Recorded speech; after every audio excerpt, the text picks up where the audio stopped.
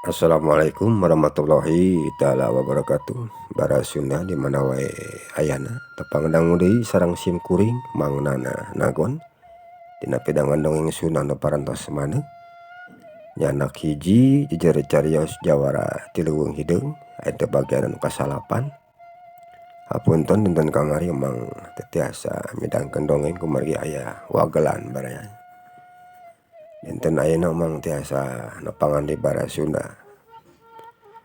Hancagarapan dinten mangkukna anu katuna tos dugikeun ka pamiteulapat mah nyaeta Ki Balung Wesi nuju ngawangkong sareng si Baron di bumina nya baraya miwarang sarare saurna kitu. Tos dugikeun ka dinya.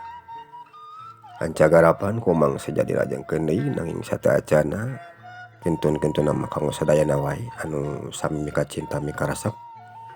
Kana pedangan dongeng Sunda ti emang ieu atuh kalih ti kitu manganuhunkeun anu parantos subscribe, like, sareng komen. Oge anu salawasna ngantosan kana pedangan dongeng ti emang aturkeun nuhun pisan kana sagarupi pangrojongna. Bara Sunda sabaros teu nyangkolong teuing kana waktos. Pedangan dongeng dina jejer jawara tiluweung hideung bagian anu kasalapan kumang sejadi lajengkeun deui wilujeng ngadangukeun.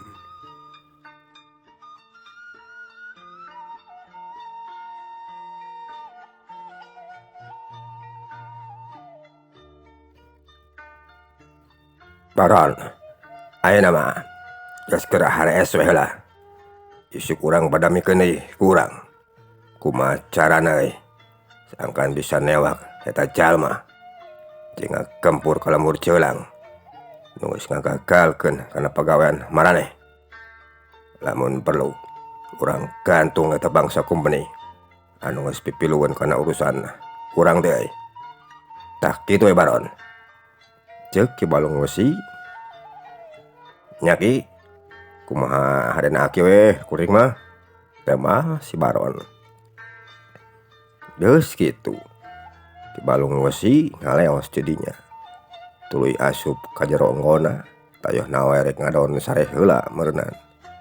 Sabab wanci geus rek maju ka subuh. Pon kitu deui si Baron. Sarua manehna oge.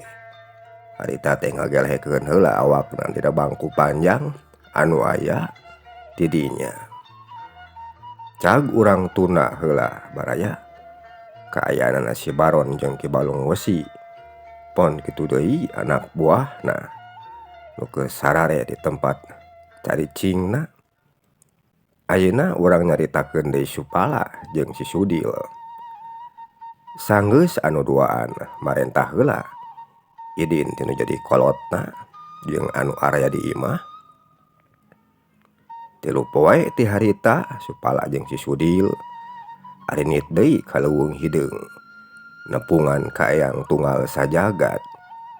Maksud jeung tujuanna eueuh deui lintang teu rek guguru ka manehna ngulik pangarti ngalap pangabisa ka Eyang Tunggal Sajagat. Teu kacatur lilana di jalan kuda nu keur ditunggangan ku nu duaan. Kira wanci pecat sawed harita nu duaan geus aranyog deui kaburuan hareup imahna Eyang Tunggal Sajagat. Reg si Paser ngeureunkeun heula lengkahna. Jerut anu duaan katenyo tarurun tina tonggong kuda. Geus kitu dariuk dina saluhureun batu anu aya dina sanapeun tangkalah kai. Bari ngageleberan dadana kituna teh. Teu lila ti harita ti luhur saung aya nu turun nyampeurkeun ka nu duaan. Sing horeng Eyang Tunggal Sajagat anu datang ka dinya teh. Sanggeus deukeut ka nu duaan pok kadenge Eyang Tunggal Sajagat nyarita ka Supala jeung si Sudil. Geus kadarieu deui geuningan jalu. Na kumaha hidup duaan teh geus di ari dina kudu area di imah. Ceuk Eyang Tunggal Sajagat bari mencrong kana duaan. Teu lapok kadenge supala nyarita. Atoski malah ngajurungkeun pisan ka abdi duaan. Tema supala.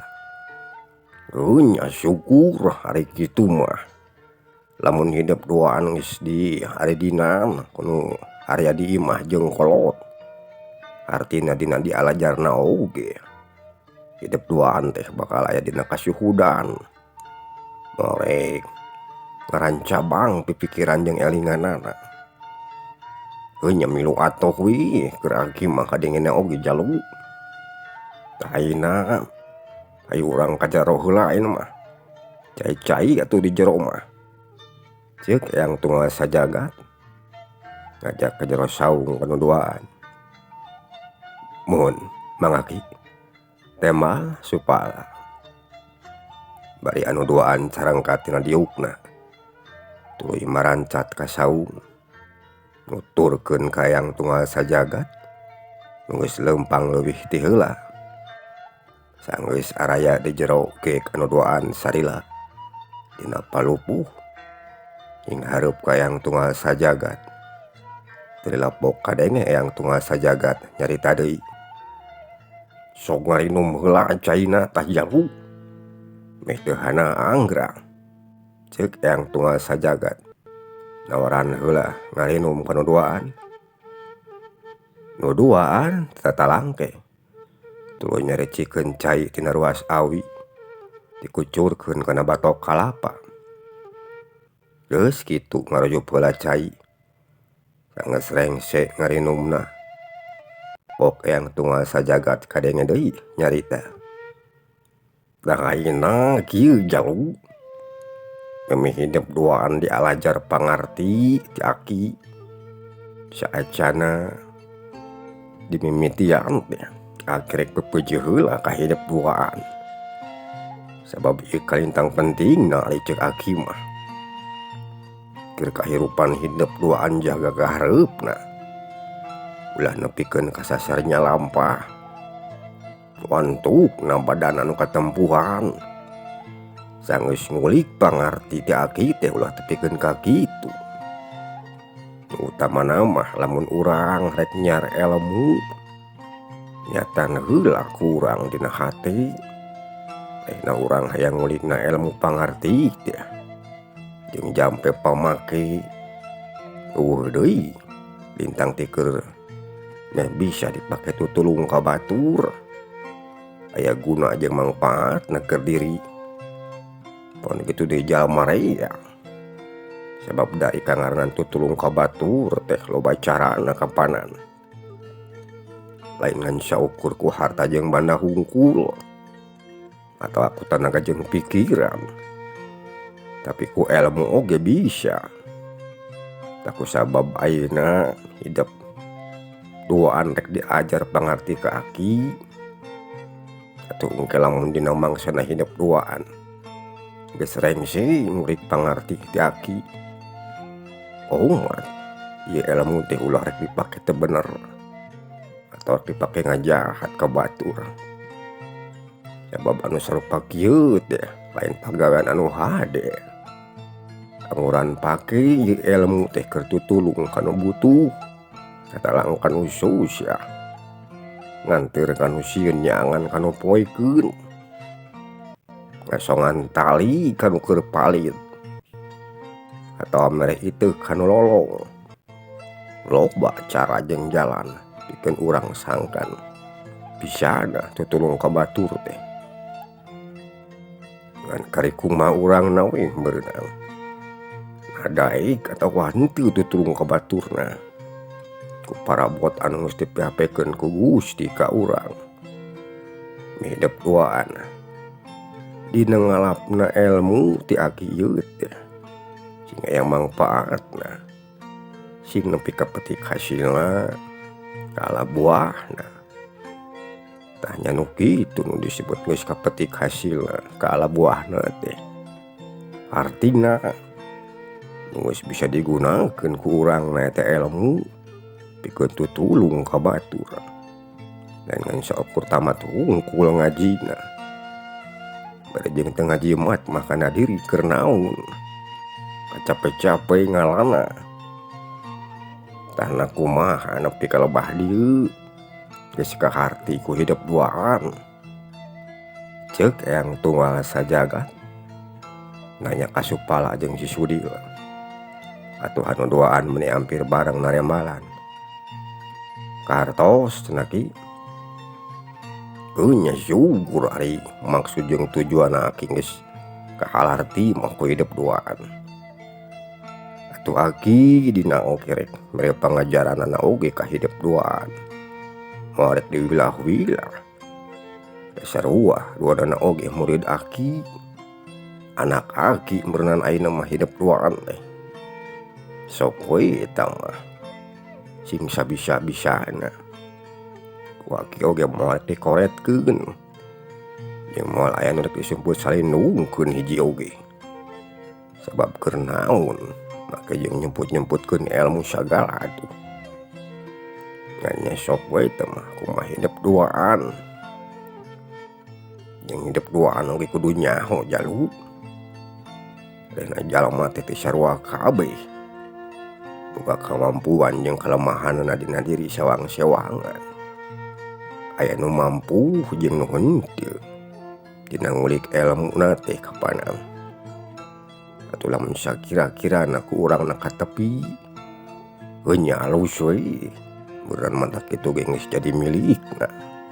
Kajaba lamun teu mampu dina raraga ngalap elmuna, nya ulah rek dipaksakeun. Sabab da arina naon oge sok tara bener dipaksakeun mah. Artina berenang bagian urang mangan sok rusak ieu. Jadi ulah rek sisirikan lamun ke dina beda teh mah. Karina nyawe berenang ka diri urang sorangan. Tah timimiti isuk we nya. Hidup duaan ku akirek dilatihna teh. Poe ayeuna rareureuh we heula. Meh geunah kana awakna oge. Ceuk Eyang Tunggal Sajagat bari toleh ngahehe kituna teh. Muhun mangga ki tema Supala. Kaayaan di saluareun saung wanci geus maju ka tengah boe. Panasna meuni moreret. Cahya panon poe maloncor tina sela-sela dangdaunan. Ngahaneutan ka sakabeh anu araya di jero leuweung. Langit pengras taya aling-aling. Angin leutik ngahiliwir nebakan tatangkalan. Daunna patinggal rupae jeung arulang. Dipirig ku recetna sora manuk anu area di dinya. Nu sing araclog dina dahan kai. Bari silih udag jeung pada baturna. Supala jeung si Sudil dina poe harita maranehna duaan. Kesalaanan mah can ngahancana naon. Rareureuh we heula di jero saung. Bari ngawarangkong ngaler ngidul jeung Eyang Tunggal Sajagat. Teu cerikna ditaranyakeun kabeh ku nu duaan. Anu sakirana can kaharti mah kumaranehna. Teu karasa nyarelekna wanci ari ku dipake bari ngawarangkong mah. Wanci teh geus asup deui ka sariak layung. Sora turaes anu caricing dina dahan kai geus mimiti gandeng di sarada. Ditempas jeung pada baturna. Diparengan ku jeung singa hayang nareungit anu mimiti kaluar tina sajeroeun rungkun. Teulilah ti harita reup kaayaan sabudeureun eta tempat mimiti poe. Tayohna wae mangsa beurang geus kasilih ku wanci peuting. Leungit sora turaes diganti ku sora jangkrik anu ngikrik jeung sora gaang anu reang di sarada. Kaayaan di jero leuweung nu tadina endah tur geunah teh ayeuna mah istuning matak pikakeungeun. Kaayaan jadi poek mongkleng buta rata. Nu katenyok ngan saukur beleg-begna we hungkul tatangkalan kai. Nu carangkung jeung garade pun kitu deui geus karolot. Ari ti kajauhan sok rajeun kadenge sora maung nu sing galaur. sorana menyemata ngaruntageun kana hate jeung mata kukurayeun kana bulu punuk. Awuhan ngeusian ka sakabeh pangeus leuweung. Keur Supala jeung si Sudil mah anu harirupna kakara di jero leuweung sok rajeun boga rasa keueung. Sok sieun we cenah keur sare bujur rojol dirowe gumaung. Beda deui ari keur eyang tunggal sajagat mah manehna geus teu aneh deui ngadenge anu sarupa kitu teh. Kocapkeun isukna baraya kira wanci haneut moyan eyang tunggal sajagat mimiti nurunkeun elmu pangartina anu duaan. Dimimiti ilmu lahir untuk nempikeun ka ilmu kabatinan diturunkeun kabeh. Hiji ge istuning eueuh anu disumput salindungkeun. Ari Supala dina sajeroeun narima elmuna ti eyang tunggal sajagat manehna mah calakan gancang arti babari bisa. Beda deui jeung si Sudil. Ari si Sudil mah dina narima pangajaranna ti eyang tunggal sajagat hese inget babari pohona atuh cilaka loba tinggalkeun na diajarna teh ku Supala.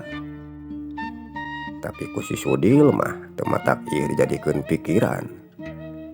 Sabab ari keur manehna mah ku geus bisa nonyok jeung najong oge cenah geus cukup. Jadi henteu kudu ngulik kana kabatinan ari si Sudil mah. Beda jeung Supala. Sabab si Sudil rumasa manehna can mampu cenah ari kalebah dinya mah. Poe ganti poe, poe ganti minggu, minggu ganti bulan. Bulan tepung deui ka bulanna teh istuning teu karasa. Mun asa sakiceup lain mabohongan. Tananing urang harirupna di alam dunya betah. Pon kitu deui harita oge anu karasa ku Supala jeung si Sudil. Teu karasa maranehna duaan dina ngarulikna elmu jeung pangartina ka eyang tunggal sajagat teh. Geus rek incak sataun malah katenyo ayeuna mah lobana parobahan dina awak Supala jeung si Sudil. Supala anu tadina awakna memang geus alus manehna mah ayeuna peuki dedeg jeung sembada atempona teh. Pon kitu deui si Sudil anu tadina mah peot ayeuna sanajan nya oge leutik awakna tapi eusi sepirna menit taruas. Eyang tunggal sajagat nanya loba kamajuan tina diri anu kadua muridna. Manehna ngarasa bunga sabab sakabeh ilmu pangarti jampe pamake anu aya dina dirina geus cacap diketrukeun kabeh. Pangpangna mah ka Supala jeung geus bisa diserep ku Supala. Dina hiji poe kira wanci rumangsang sanggeus anu duaan karek baralik ti cai. Eyang tunggal sajagat ngagerau anu duaan nu harita keur dariuk dina saluhureun batu saanapeun tangkal kai. Atuh nu duaan barang ngadenge anu jadi guruna nyararukan ka manehna. Supala jeung si Sudil tuluy marancat ka luhur saung. Anggeus araya di jero kek dariuk dina palupuh barnying hareup anu jadi guruna.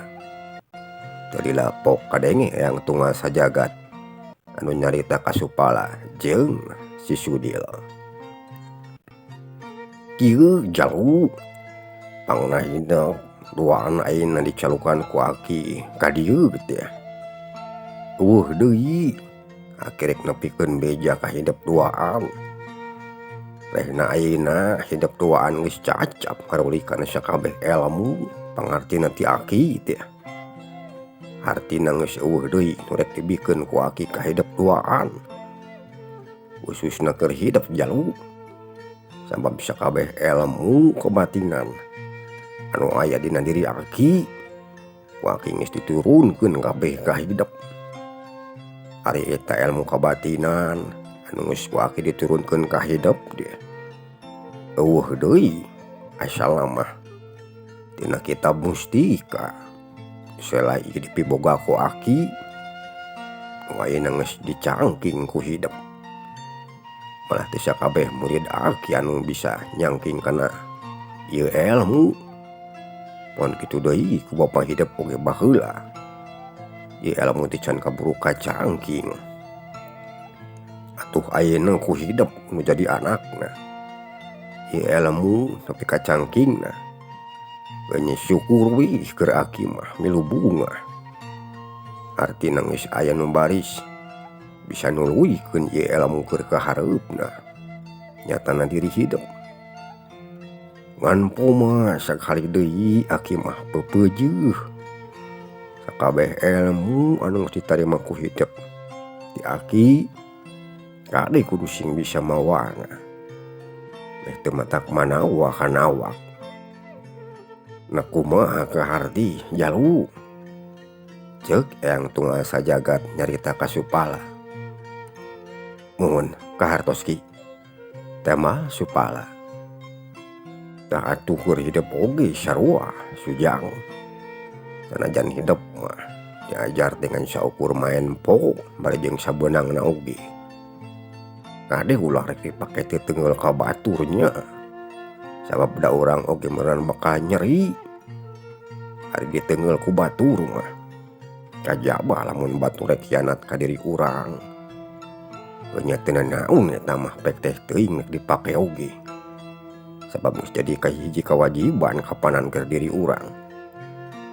Dikeun ngambela diri tina naon rupa rek nyelakakeun ka diri urang. Boh ti jalma pon kitu deui ti sato galak. Tanda kumaha ku hidup oge kaharti jalu. Ceuk Eyang Tunggal Sajagat nanya ka si Sudil bari mancrong kana beungeutna. Nya kaharti ki teh mah si Sudil. Nya syukur. Tah ayeuna kieu. Aki teh lain geus teu hayang kacicingan ku hidup duaan di dieu. Kan ku sabab ieu geus nitih kana wancina ieu ninggang kana mangsana. Rehna hidup duaan kudu geus baturai jeung aki dina poe ayeuna. Atuh sajabana ti kitu disaluareun ieu leuweung teh loba jalma nu keur butuh ku pitulung ku hidup duaan. Tah ku kituna sok graburu rengsekeun sakabeh kakacauan nu keur aya di urang teh. Ku jalan nyingkahkeun kana kajahatan anu salaieu geus ngaruksak kana kahirupanana jalma rea. Tah hidup duaan wayahna samulangna engke ti dieu. Hidup duaan kudu buru-buru bisa nuntaskeun kana naon rupa kajahatan nu geus ngaruksak ka jalma rea saela ieu. Na kumaha kaharti ku hidup duaan. Ceuk Eyang Tunggal Sajagat nanya deui ka nu duaan. Atuh nu duaan hampir bareng deui wae nemalan. Kahartos naki temal anu duaan. Nya syukur ari geus kaharti mah. Tanya kitu weh ti aki mah. Ayeuna aki rek ngajurung laku ka hidup duaan. Jugra lumampah ayeuna mah. Geura jalankeun ieu pancen anu mulia teh. Keur kamaslahatan jalma rea. Ku aki dijurung pangdoa ti dieu keur hidup duaan. Sing salamet dina ngajalankeunana ieu pancen teh. Ngan hampura aki mah da. Moal bisa mokalana naon. Sabab udah teu boga nanaon ari aki mah. Ceuk Eyang Tunggal Sajagat bari mancrong kana duaan. Mohon ki abdi duaan ayeuna saja angkat teh dieu. Nanging sateu acanna angkat. Abdi duaan bade nganuhunkeun heula ka aki. Anu salami ieu parantos nampi ka abdi duaan di dieu. Ku aki tos di aping di jaring. Dipuk-pruk kumang pirang-pirang ilmu anu kalintang ageng guna sinareng mangpaatna. Kanggo abdi duaan maki. Abot nyuhun, abot nanggung, abot kanggo narimakeunana. kanggo abdi doaan kana sagaru pikasayan ti aki ka abdi salami ieu.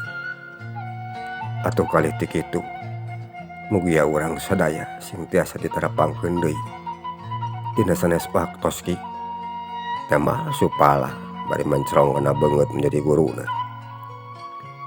Nya yalu keun we dangus jadi kewajiban aki ari keur babagi ilmu jeung pangarti ka batur mah rek dijadikeun pikiran kumaha carana mulang tarimakeun ka aki. Keur aki mah yeuh nempuh hidup tuaan geus jalankeun oge kana sakabeh pupeujeuk ti aki geus kalintang bagjana keur aki mah. Tah kitu weh ti aki mah jalu ceuk yang tunggal sajagat. Mohon pami kitu ki tangtos sagaru pipiwuruk ti aki ku abdi doaan sejadi jalankeun kalayan anu sasae-saena. Atuh ayeuna abdi doaan saja pamit wae panginten ka aki ceuk supala nya jalu beral geramiang kan kade bisa aya nu poho lori seula parabot anu sakirana rek dibawa mah tema yang sajagat. Geus kitu supala jeung si Sudil masuk-masukkeun heula parabot pamere teh yang tunggal sajagat kana endongna sewang-sewangan. Sanggeus dirasa eueuh deui nu tinggaleun pok supala nyarita ka yang tunggal sajagat. Atos ki sadaya parabot anu kedah dibantun ku abdi doaan tos dilebet-lebetkeun kana endong. Ayeuna abdi saja amit panginten ka aki ceuk supala bari ngarau kana ramoleungeun eyang jagat anu keur sila dihareupeun manehna. Nya jalu didoakeun ku aki hidup sing salamet sing aya dina kasinugrahaan hirup teh nyayang sing panghijeung kabagjahan didoakeun ku aki ceuk yang tunggal sajagat bari ngusapan kana sirahna supala. Hapunten geulih abdi salami ieu kirang tata kirang titi kirang dadak prayoga ka aki bilih seueur kahilapan sareng kalepatan ka aki ceuk supala. Nya yalu sarua aki oge minta dihampuranya bisi aki boga kasalahan ka hidup tema yang tunggal sajagat. Geus kitu supala cengkat tina nyuuhna. Si Sudil manehna oge sarua ngarau kana kadua ramoleungeun ayang tunggal sajagat nu keur aya dina lahunana. Hampura we nya bisi boga kasalahan ka aki salela uing di dieu ulah teu dihampura ku aki ya. Atuh sugan jaga urang sing bisa panggih deui nya ceuk si Sudil bari nyuuh dina lahunana yang tunggal sajagat. Nya jalu sarua ki oge minta dihampura ka hidup kade sing arti-arti di jalanannya tema yang tunggal sajagat.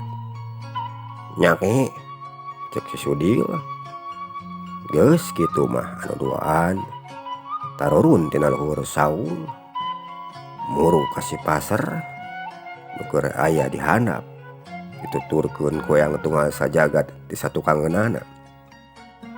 Sanggeus araya dihareupeun si pasar anu doaan tuluy marancat kana tonggong kuda.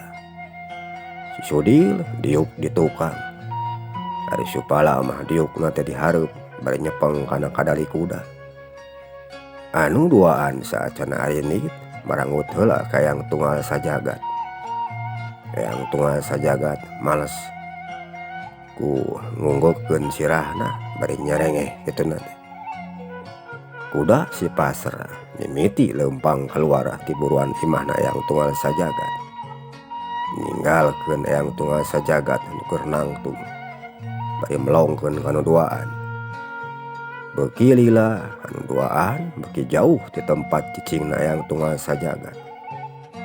Tungtungna les Duaan geus teu katenyo deui sabab kahalangan ku kakayon jeung tangkal kai anu garede. Ari yang tunggal sajagat sanggeusna anu duaan geus teu katenyo deui ku manehna. Les cirim eyang tunggal sajagat ngiles ti dinya. Leungit lebih ilang tanpa karana di eta tempat. Mun kitu deui saung anu seula ieu geus dicicingan ku manehna jeung Supala. Oge si Sudil sarua ngiles. Leungit teu tapak-tapakna acan. Anu ayangan kari centona batu we hungkul sok diparake diuk ku Supala jeung si Sudil. Oge tatangkalan anu gerde anu rajeg di sakuruling bungkingna. Eta tempat kocapkeun ayeuna Supala jeung si Sudil baraya keur dariuk dina salueureun tongong kuda. Harita kuda anu keur ditarompakan ku duaan ku Supala can mimiti ditegarkeun. Haja kituna teh sabab manehna hayang ngarasakeun heula cenah geunahna hawa anu aya di eta leuweung jeung pangpangna mah sapeurat we rek ningalkeun eyang tunggal sajagat teh anu saleuyeung geus ngawarah ka maranehna. Celila pok kadenge si Sudil nyarita, "Lah, wing mah saborat ningalkeun eyang tunggal sajagat teh. Anu sakitu bageurna mendingan lamun seup daekeun mah rek diajak ku wing ka lemur. Ulah sina cicing di leuweung wae," ceuk si Sudil nu keur diuk dina satukangeun Supala. Nya sarua kuring dieu asa berat ninggalkeun eyang teh. Leuwih-leuwih di kawas nu rek ninggalkeun naon rasaan mah. Ngan sigana wae lamun ku urang diajak cicing di lemur moal daekeun tangtuna ge eyang mah dieu. Sabab anjeunna mah geus biasa hirupna di leuweung. Jadi tangtuna moal daekeun hirup di lemur kawas urang. Tembal Supala. Deh nya. Ari eyang mah biasa di leuweung cenah hirupna. Jadi moal daekeun tangtuna oge lamun diajak ka lemur teh. An kemah lamun aya waktu, lamun urang nuaan geus bisa ngarengsekeun kana sakabeh kakacauan anu keur ayeuna mah habu. Tuluy ilaing keng geus bisa ngarengsekeun kana urusan ilaing sorangan. Urang ulin deui we ka dieu nya lah. Sugan eyangna masih aya keneh di dieu. Jadi bisa panggih deui jeung urang. Ceuk si Sudil. Nya Dil. Tah ayeuna mah hayu urang mimiti ngalalana. Urang ngeureunkeun jalma-jalma nu geus ngen karusuhan jeung ngaruksa ka tiap lembur. Bari neangan jalma nu geus ngabinasa ka kolot kuring teh adil. Tembal Supala. Haitulah ceuk si Sudil. Geus kitu Supala negarkeun kudana. Kuda mimiti lompat dina jalan satapak anu aya di jero leuweung mawa awakna anu duaan. Sakapeung eta kuda teh sok tarik lompatna. Sakapeungna deui mah sok rajeun laun lamun pareng mengihan jalan anu rada rumpil jeung hese dilewatan ku eta kuda. Dipirig ku hiliwirna angin, dikendangan ku recetna sora sasatoan anu araya di jero leuweung. Supala manehna katenyo leungeunna sok rajin nyuai-nyuaikeun kakayon tatangkalan anu ngahalangan kana jajalaneun maranehna. Kira wanci tengah poe kuda anu keur ditegarkeun ku Supala ngadadak eureun. Ari kadua suku hareup dengan cungkat kaluhur bae jeung ngacerehem kitu teh. Ari Supala jeung si Sudil ngarasa kaget barang nenyo kaayaan kitu. Teu pok Supala kadenge nyarita ka si Pasar. "Pasar, kunaon ari anjeun? Make jeung eureun teu pupuguh?" Cek Supala bajeng usapan kana beheungna si Pasar. Si Pasar anu ditanya, manehna teu nembalan ada tepuguh teu bisa nyarita. Teu lah di harita di hareupeun Supala jeung si Sudil. Katenyo kuno duaan aya manuk 5 siki nuker sing kalayang muru ka manehna. Eta manuk lumayan gede. Sing horeng eta manuk teh manuk nu kungsi ngudag ka Supala jeung si Sudil teh baheula. Awak manuk mending geus narotog ka handap. Siga nu rek nyamar kana sirahna nu duaan. Si Sudil barang nenyo kitu pok manehna nyarita ka Supala. Lah, sing horeng ni hareup teh aya manuk kuningan anu baheula ngudag ka urang teh. Narek naon deui cenah tu nya? Da penasaran keneh kitu ka urang. Cek si Sudil bari curugna nunjuk ka hareup. Nya Dil, sing horeng aya manuk anu ti heula teh geuningan. Hayu aya mah, urang sing ngarepan ku urang. Sabab katanyona ku kuring eta manuk teh siga nu rek nyerang ka urang luar. Teh mah Supala bari turun tina saluhureun tongong kudana. Dituturkeun ku si Sudil anu loncat tina tongong kuda. Pasar, anjeun mah ayeuna ka tukang we heula. Keun ieu manuk ku kuring duaan rek di sing hareupanana. Ceuk Supala bari nepak kana beheung kencana si Pasar. Kuda siga nu ngarti tuluy awakna malik geus kitu ngaleos ka tukang. Ari manuk nu keur sing kalayang di hareup ari tangis dareukeut teuing anu duaan. Kadua ramo sukuna mending geus rangah rek nyakar kana beungeutna anu duaan. Supala jeung si Sudil barang manuk geus deukeut kumaranehna teu diantep. Tuluy eta manuk nu keur ngalayang rek nyamar kana beungeutna Supala teh dipapag ku kadua peureupna Supala anu ditengeulkeun kana dadana eta manuk. Hiu cebrot karapak. Awak kadua manuk mah karapak ka tukang. Ari nu saurangna deui nu keur ngalayang keneh di luhur. Awakna geus nyuruk rek nyamar kana beungeutna Supala. Supala rikatna congkeun dampal suku katuhuna. Kana dadana eta manuk, hiu cebrot jengkang. Awak manuk jengkang ka tukang. Tuluy niban kana lemah. Ari si Sudil ngarita keur di hurup kedua manuk, manehna mah ngalugas bedogna. Barang kedua manuk datang geus rek nyamar kana beungeutna. Ku si Sudil dipapag ku bedog, hiu cebrot kena pisan kana awakna manuk. Kalayang bro, manuk nyuksruk kana taneuh. Ari manuk nu hijina deui, manehna geus rek nyamar kana sirahna si Sudil. Ku si Sudil teu diantep. Manuk nu keur ngalayang ka hareup teh. Ku si Sudil dipapag ku bedogna, dikadekeun kana buheung kencan eta manuk. Hiu bak. Manuk kancak pisan beheungna, karapak. Manuk mah karapak tebeh katuhu. Tuluy rag-rag kana taneuh.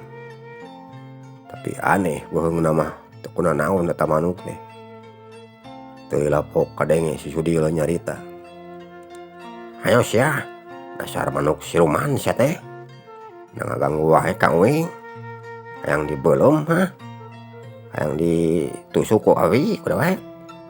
Cek si Sudil bajeng mancrong kana manuk. Keur nangtung dina taneuh. Ari manuk anu dua, manehna narajang deui ka si Sudil rek nyakar kana beungeut jeung beheungna. Si Sudil teh leh kesit jeleng manehna loncat ka kenca. Bajeng nyabatkeun pedogna ku leungeun katuhuna kana sirahna manuk. Hiu cebrot. Manuk anu hiji mah kabeunangan ku bedogna si Sudil. Ari awakna nu keur ngalayang teh nyalontot ka kenca. Nubruk kan awak baturna nu keur ngalayang di sabelahna. Atuh bro duanana tibarebeut kana taneuh. Terilat ti harita les jadi manuk anu dua teh ngariles.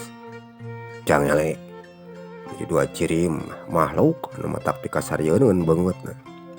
Ari awakna carangkung gede, barejeng pinuh ku bulu awakna. Teu bina ti manuk. Si Sudil barang nenyo manuk sarobah cirim, pok si Sudil kadenge deui nyarita. Jadi ieu nya cirim anjeun nu aslina teh anjeun duaan siluman manuk. Cik atoh lamun jadi siluman teh anu rada serem saeutik mah jeung rada gagah toh. Nah ieu mah siluman orai atawa siluman maung. Ieu mah raja nyeri siluman manuk. Moal ge sarieun atuh batur teh. Cek si Sudil bari mencrong kana duaan. Urang ajar sia. Wahina ka dewek. Adi, ayo urang binasa we ieu jelema teh. Cek eta siluman anu katelahna daderuk. Nya ka. Ayo urang binasa we ieu jelema teh. Sababna geus ngahina ka urang duaan pieu. Teh mah nu hijina deui nyatan adina. Nu katelahna darekuku. Ari si Sudil mah ansapur nyerengeh we barang nenyo dua siluman. Keur ngaromongkeun manehna teh. Sokna disrek binasa kawing mah. Ulah kala-kala lobahun tong sia siluman. Nambam dawuh ti baheulana tong. Jeung cankung singadenge we. Aya jalma anu dibinasa ku siluman. Ari lain dina dongeng mah. Cek si Sudil. Ari siluman anu duaan. Maranehna geus teu loba deui ngomong. Jeleng anu duaan narajang ka si Sudil. Awakna geus loncat ka hareup eta gabrug ka si Sudil. Si Sudil manehna teu cicingeun, jeleng loncat ka luhur. Bari nyapakeun kadua dampal sukuna. Kana tarang kadua siluman nu keur laluncatan ka manehna. Hiu, cedak, cedak. Tarang kadua siluman kahancap pisan ku dampal sukuna si Sudil. Atuh cengkang anu duaan ngajarengkang awakna ka tukang. Kalayang, blak. Ucurna titareunut kana taneuh. Cekakak si Sudil seuri. Aya, udang sia.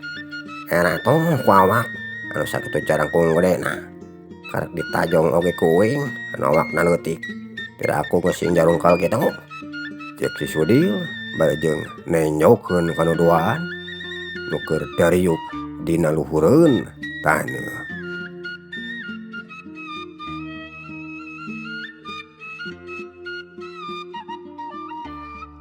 Bara Sunda mangsaki heula hancagara pandongeng dina jajar carios Jawara Tileuweung Hideung bagian anu ka-8. Insyaallah bagian anu ka-10 ku mangsa jadi lajengkeun deui dina dinten anu saterasna. Mangaturkeun nuhun kana sagarupi perhatosanana. Mangsa pamit kasadayana. Lujeng kantun. Permios.